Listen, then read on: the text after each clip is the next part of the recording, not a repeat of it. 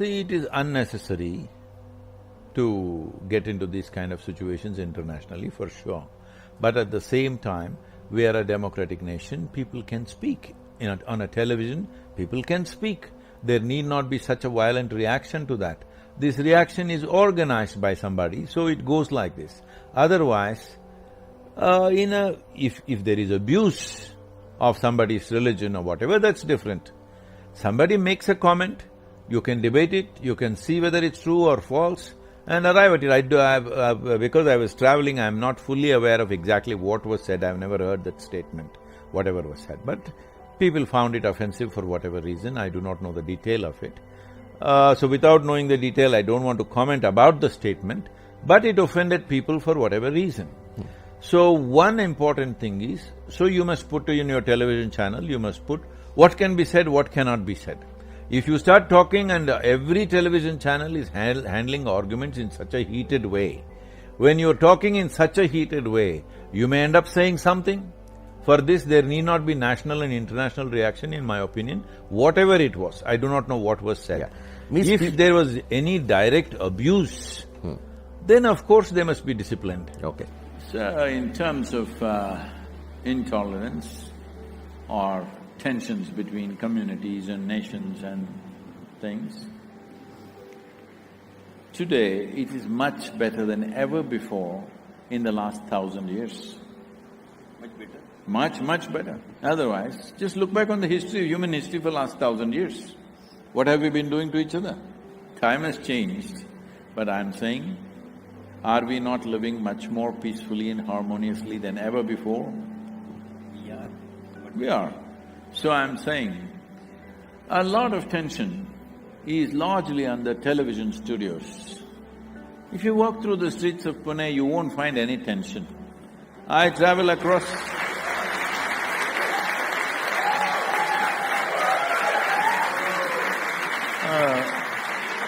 if you travel across the country, you will not find any tension.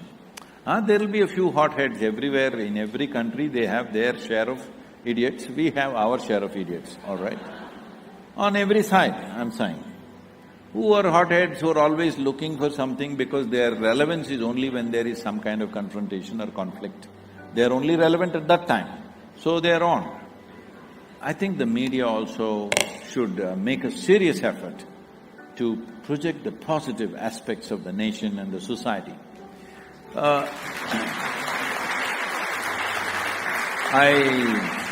I have never read your newspaper, but I think I can never read it because it's in Marathi. Me learning that language and reading is long way off.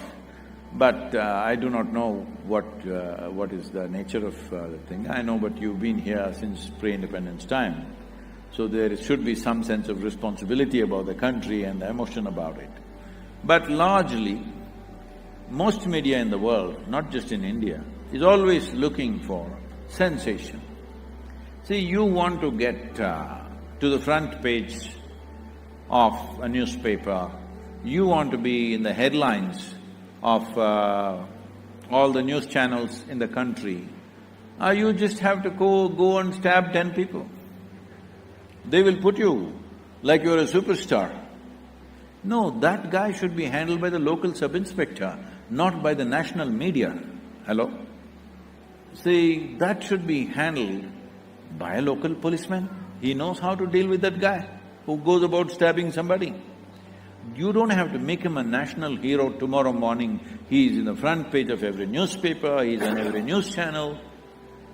So all frustrated idiots, if they want to get to the top, all they do, you see in America, it's happening all the time. Teenage boys going and simply shooting up people because just the 2 minutes limelight. Now they've taken this as a policy. American media doesn't show the images of those people because that guy shouldn't become famous. But always it's been so, in India it is still so, we must stop this. Such people should not be given any media space, local police should deal with it, right? There are many wonderful things being done in the country.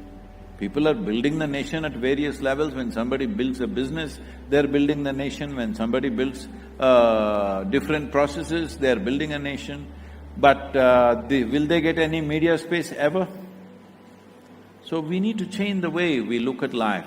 We are talking about tension in the country.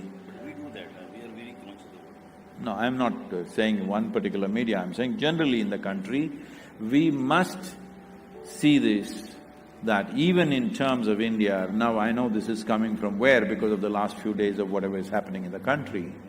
But you must understand, when I was growing up, in late 60s and 70s, almost every 2 months there would be a major communal riot in the country, across.